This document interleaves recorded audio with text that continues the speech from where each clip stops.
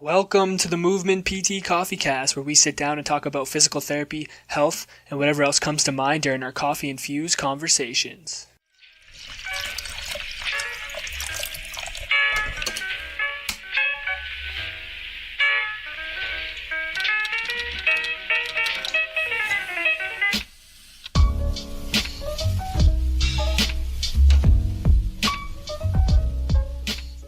What's going on, guys? Welcome back to the Movement PT Coffee Cast. My name's Dalton, and with me, as always, is my beautifully bearded friend, William. William, how are we doing today?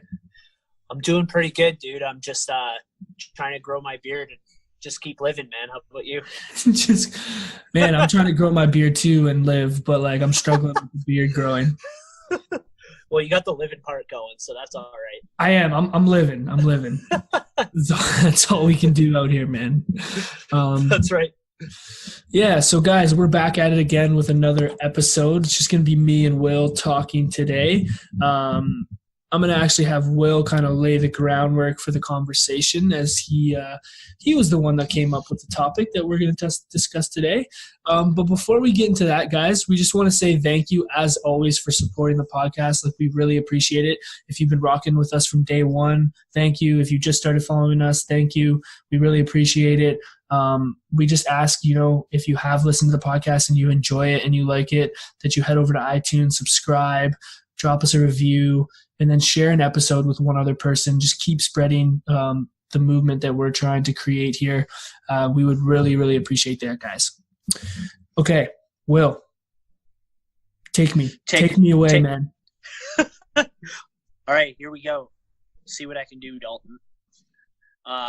So I was kind of reflecting on physio school after I was sort of reading an article, an editorial by one of our old professors, which we'll probably get into a little bit later in the podcast maybe, but it got me thinking about some of the pressures that we had when we were physio students, and it kind of continues as you get out of school, but the pressures that physio students get from a lot of different sources, like whether it's your professors, other students, clinical instructors, or whoever, to take a lot more courses and to quote unquote add another tool in the toolbox. So I just kind of was thinking about that, that was something that really frustrated me when I was a student. Yeah. Because there was so much constant pressure and kind of judgment on what you should or shouldn't take. So I thought that would be good for us to kind of just dive into a little bit. Yeah, no, for sure. I think it's a good topic because I feel like every physio student probably feels this. Because it's something that I feel like since day one that we got into physio school was always about you're a continual learner and you got to continue to develop, which I totally obviously on board with. And that's one of the reasons why I want to get into this profession. But that pressure of the second you get out of physio school, you need to take this course and this course and this course and this course in order to update what you say, quote unquote, your toolbox. So I think that pressure is definitely felt. At least I've felt it leaving physio school. So yeah, I think it's a good piece of conversation to have. Yeah, and I think what we sort of reflected on earlier in our career was the idea that, do we actually need to take these? And being honest about that is this necessary for me to do, or is this just a pressure that we seem to put on ourselves, or that others, or externally, are we getting these pressures from those other people? And it's quite surprising, when we would tell people we're not sure we're going to take any courses. Yeah. And we have, but we've explained that, we're not racing to take courses. It's pretty surprising for people. Yeah, no, I agree. I think what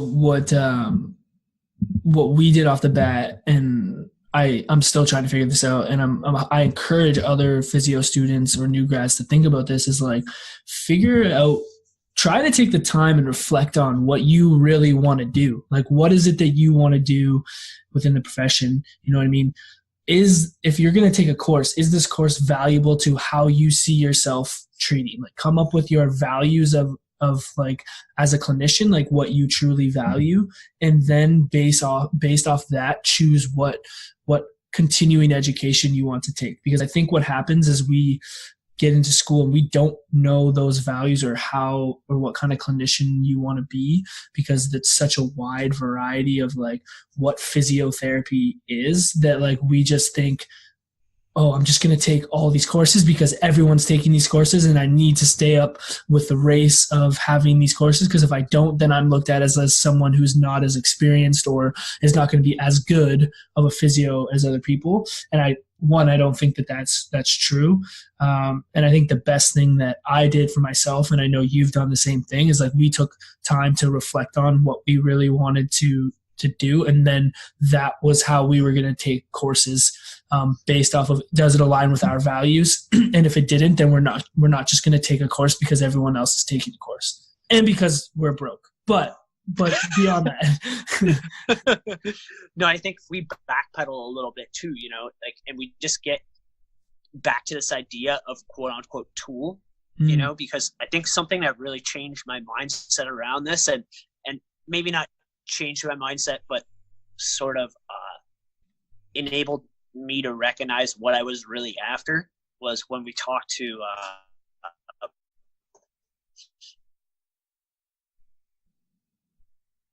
it's like the importance of actually just recognizing that you have the most important tool already, you know, like, which is your ability to be a thinking, walking, talking human, right? Like your ability to critically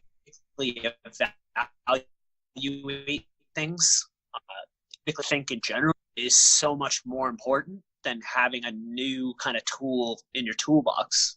You know what I mean? Mm-hmm. Yeah, no, for sure. And the challenging part with that is like, it's hard to develop that, right? Like, and I think one of the only ways that you can start to work on developing that critical thinking ability is to be put in situations where you have to critically think, which I think in the most part is like just getting out into practice and trying to see as many people as you can, you know, instead of maybe rushing into doing all these courses that give you like a method, but how are you going to take that method and layer that on to actually help the people that are in front of you, you know? Sorry, you froze up on me a little bit there, but I think I kind of got what you're saying. Can you still hear me? I can, bro. You're good. Okay. Yeah, I was gonna say too, just to add on to what you were saying, you know, is you don't need those courses to sort of improve your thinking and it's yourself as an individual. Like, we've done a lot of learning, and we're gonna continue to keep learning through other sources, you know, whether that's like other reading material that's totally unrelated, or is related but in a different way, like reading whatever it is, different books about like philosophy, psychology, stress biology, sleep, nutrition, exercise, whatever it is. Like, you don't need to go to a course in order to start learning those things. And then there's also all these other sort of mediums that you can learn through now, including, you know, just your typical research, podcasts. Like, there's a million podcasts to listen to. Platforms like Trust Me Ed or Embodia, blogs, you know, and then I think having discussion, you know, between yourself and your friends, like maybe having a little group you talked to or a mentor who you sort of clash ideas against and thought processes, because it's the evaluation and the interpreting and the discourse that sort of solidifies that information, you know, and you can do a lot of learning through that way without going to like expensive, time consuming courses that may or may not be valuable. Hey man, I'm on board with that. I think the access to information has allowed us to do all those kinds of things, and we can look at it again in negatives and positives. But I think one of the positives is the exact thing that you just said. And one thing I want to get across to you is like, it's not that we think courses are a waste of time or anything like that. Like me and Will have both taken courses. Like we've taken Greg Lehman's course, which I would recommend to anybody. We also just took Jacob Harden's like Prehab 101 course. I think those are the only two courses that I've taken. But it's not that. It's like if there's a course that you want to take and it's valuable to you and you think you can take something away from it to add to your ability to do what you just said, which is like critically evaluate situations and how you're going to help somebody that's in front of you with that, then great, go for it. Like there's no reason not to, but I think what we're trying to say, especially as new grads coming out, you feel a lot of pressure to just take these courses and you don't know why. And I've heard people say this, like I've talked to many people and even people that we've talked to down the road that we've had on the podcast that have said things like, I was just taking courses because I had no idea like what else to do. And I just thought that was the right thing to do. And like, that's more what we're trying to say is like, we don't think you need to just do that. There's other ways you could be spending your time. Exactly. And it's okay to take a breath, and just not do it for a little while and do some searching outside of that, and that's why we kind of like are so supportive of like reading different material and just learning more in general at your own pace, and then piecing it together like as you start clinical practice, which is going to be a whirlwind no matter what. Like you taking 17 courses in your first year is not going to make your first year easier. It's not going to make your second year easier. But taking that time is okay. I think that's kind of the main point. Not that courses are bad. Like I've gained a lot from the courses I've taken with you, but that it's okay to sort of sit and reflect and do more thinking about what it is you want to learn. I don't know. I kind of started rambling there, but.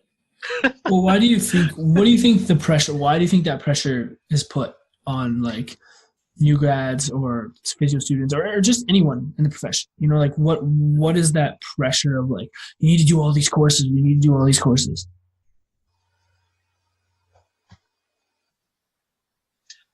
Well, there's a couple things going on there. Can't ignore the fact that people that do courses benefit monetarily, and so there's going to be some pressure to take those. And just going to throw that out there. It exists. These are money-making things.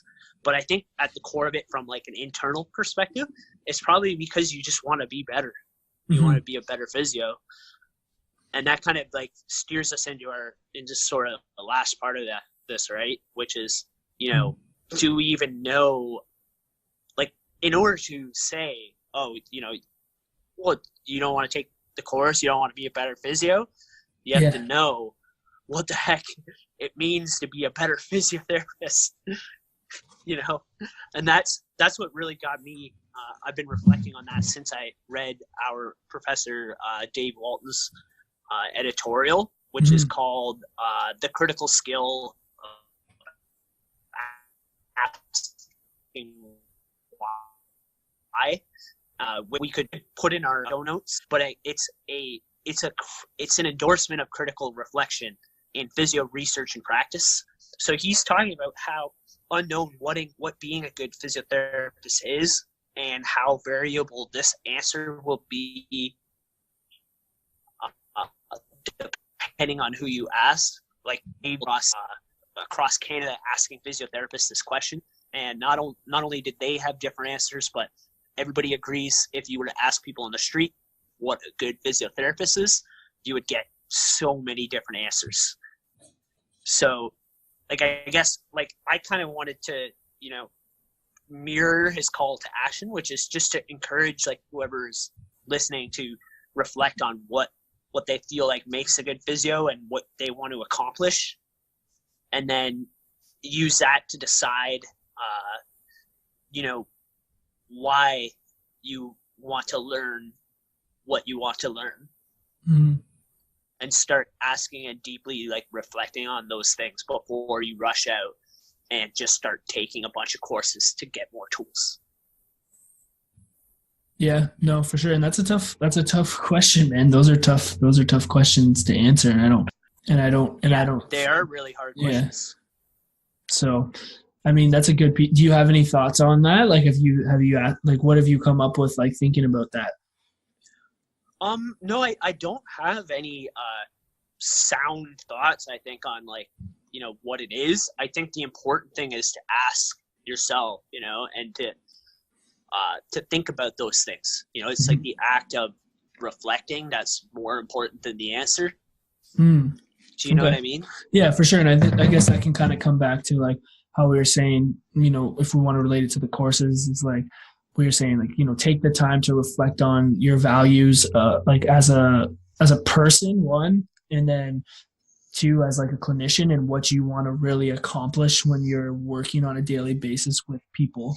And then from there, take that and base, like, how you want to whether it's through courses or content or research, like, take it and then use that to guide those things, And on top of it, it's also important to stay open to the changing body of, like, research and frameworks, I think, within the profession, because anything can change at any time, and it's on us to adapt to that.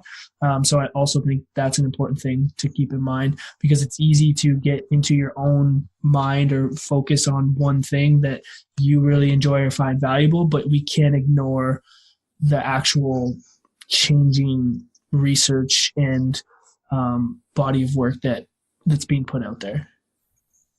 Exactly. Like, there's a lot of shifting kind of, there's an argument to be made that, like, our role is shifting in healthcare, and it's important to think about, what it is that we feel we should be trying to accomplish, and that's, Jay talked about that a lot in the reflection, where, and he's not suggesting that he knows, but, there's an argument to be made about different things. Like, are we trying to just reduce pain?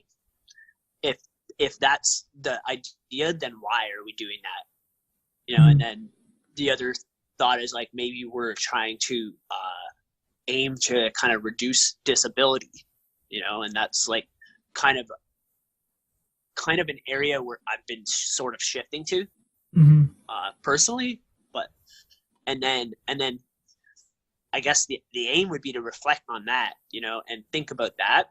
And then if you're deciding to pursue more learning about that, I guess you're asking, why am I taking that course? Does it help serve that purpose for me? Yeah, no, man, I think it's good. I think what everyone needs to do is they need to sit down. They need to pre-order a bag of the original blend, which will be coming out for pre-order on April 29th for a week. You order that bag, that delicious bag of coffee will come to your door. You'll grab it. You will make a nice cup of coffee, and you will sit down and you will reflect. Each coffee that you go down is like one's notch of elevated level of thinking. It's like exactly. It's like Inception, like a dream within a dream. Yeah. Except, like, you have one coffee, then you start thinking. You have two coffees, you start thinking about thinking. Once you get 3 coffees, now you're thinking about thinking. Boom. And that's how you know you're off the walls. No, but for real, guys, I think just to recap kind of what we talked about. One, I think everyone should go and read that article that the reflection piece that Dave wrote. We'll leave that in the show notes. And then secondly, like if you are a student out there that's getting this pressure of courses, like, take the time to reflect on what you want to get out of it and what you value, and then make those decisions. That would be, I think, the overarching theme of this discussion. Thanks for always summarizing me so well, Dalton. I know, man. I got you.